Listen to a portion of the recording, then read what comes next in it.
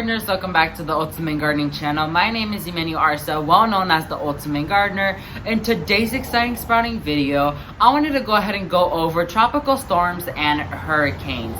So here in South Florida, we're the actual hotspot state for hurricanes and tropical storms because we're over the ocean, which means that we're more vulnerable to get hit by a hurricane or tropical storms. Well, we have been coming close to multiple encounters, but thank the Lord that we haven't even got one encounter yet, but we have getting close. So I wanted to go over a few points in this video on what you should do with the garden when a hurricane's on its way, and the proper things you should do to the garden when a hurricane's on its way. And also I want to go ahead and explain the difference between a tropical storm and a hurricane so you guys know the difference. So let's go ahead and jump right into the video. So Ultimate Gardeners, the first topic I want to talk about is tropical storms.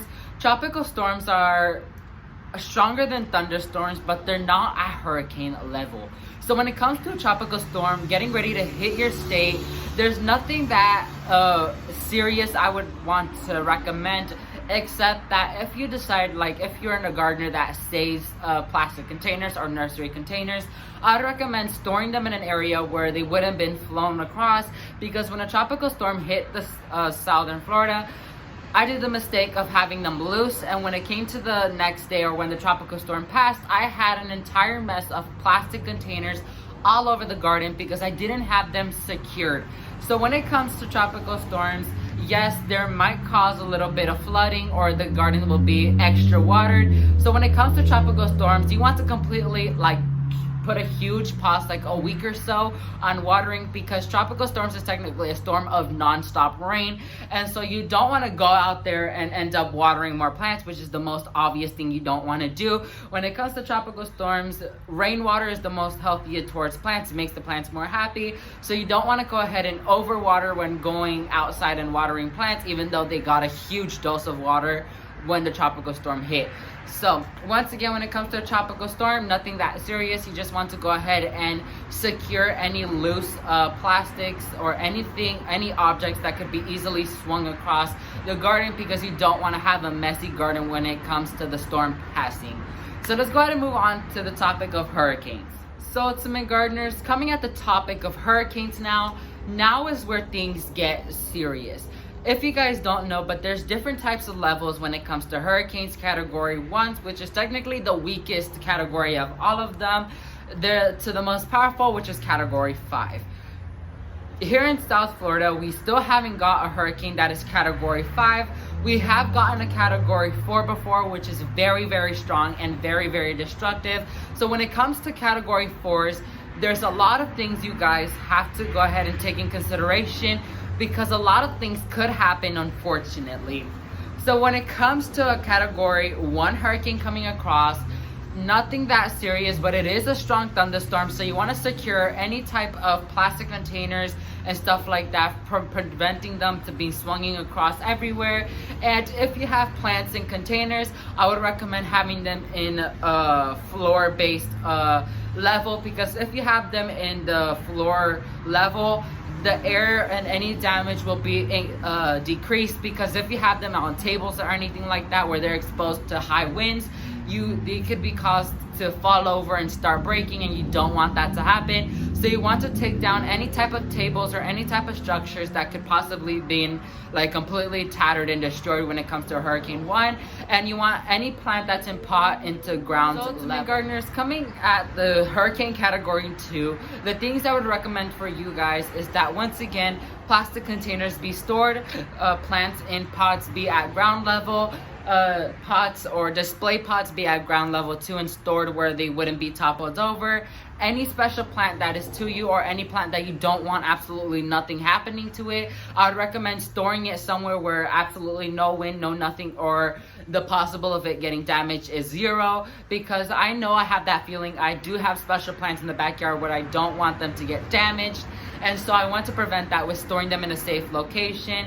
And also, if you have structures like a shade house or a greenhouse like I do, I already discussed it with my team members that once a hurricane comes or hit us, the cover of the greenhouse will be removed so it can prevent the greenhouse from toppling over. If you have a structure that the cover could be removed, I would recommend doing that. You don't have to completely deconstruct it unless it's like a very serious category like 4, because it will be able to like move air circulation way more easier, so the structure wouldn't topple over. And of course, the tables that are in the greenhouse will have to be put down, as well as the pots in ground level, to prevent any damage towards the plants. And so another thing is, any tall trees like palm trees or anything like that could be in percentage of falling down and toppling over due to the wind. And so you want to clear the base of that with any plants that you have around it. You want to go ahead and clear that out in case that actually comes down on the plants. You want to have a clear area in case comes worse and the tree topples over. So let's go ahead and move on to category 3. So ultimate gardeners, coming at category 3, which things get way more intense, winds get intense, houses could even get destroyed. The pure reality on this, unfortunately, is that plants will get damaged. For example, like this flower bed I have right there, plants, even if they're in ground level, winds could get that intensity that they could tatter up the leaves of these plants and completely destroy them. And so if you want to prevent that, one option you could do is dig them up and store them. But these are annual, so I really don't care if they get destroyed, because any plant could be replaceable at one point, and so I could always redesign this entire front area. But if it's a special plant that is stuck to the ground that you don't want nothing happening, an option that a lot of gardeners don't recommend, but I do recommend, is to cut it back. The taller the plant, the more percentage it will to topple over. The lower the plant is, it decreases in percentage of getting damaged. So for example, hibiscus, if I have a hibiscus that I don't want absolutely nothing happening to it, I would go ahead and trim it back to ground level so nothing could happen to it, and then it would completely reflush into leaves and have way more better growth than last year's or what it was there. Another thing is that if you have any structures, that's when you want to completely deconstruct them. Even if the base and the frame of the greenhouse is still there, you still want to go ahead and deconstruct that entire thing, because things could get pretty serious where that could even get destroyed too. And once again, even in a category 3, when it hit us, the mango tree that's behind our house did get toppled over, and so that could bring, you know, one of those worrisome to the garden. So that's why in my garden I have absolutely no trees, because I don't want nothing toppling over and end up splashing the entire garden and messing that up. So I want to prevent that with not putting any palms or anything like that. If I do want to put a shrub in like this podocarpus, I'll have to keep it goodly trimmed. So let's go ahead and move on to one of the most deadliest categories, category 4. So ultimate gardeners, coming at category 4, I will actually stop the points at category 4 because I don't know what to do when it comes to category 5, because that's where things get deadly, and I don't even know what to do when it comes to category 5, but I do know what to do when it comes to a category 4. So when it comes to a category 4, winds are intense, high intense, everything can get toppled over, the houses get destroyed, cars get like flipped over. And so that means that the garden is in huge danger of getting destroyed. So one thing for sure is that if a huge hurricane like a category 4 comes in our direction, I will have to go ahead and trim back every single perennial in the garden automatically, so I can prevent any of those shrubs to get broken. Because I love my garden, and I know a lot of gardeners out there do not want the garden to get destroyed. So worst comes worst, the garden does have to be completely redesigned. Unfortunately, that's one of the things that we have to consider when it comes to the state of Florida, because we're a hot spot for hurricanes. And so, but you could always prevent these things with properly covering things, which that could not even work if you had that cover like strictly on that it wouldn't even move. But when it comes to plants like that, the best thing I could recommend is to shear them back to the ground level where nothing could happen to them. But of course, when it comes to trees like palm trees and these podocarpus, they cannot be trimmed back because it would take years and years for them to get to this stage right here.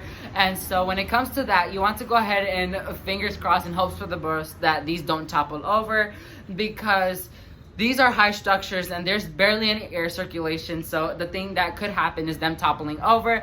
But of course, if the tree topples over, you could always quickly after the storm plant them back up. That's what we did with the mango tree, that when it toppled over, we just went ahead and planted it back up.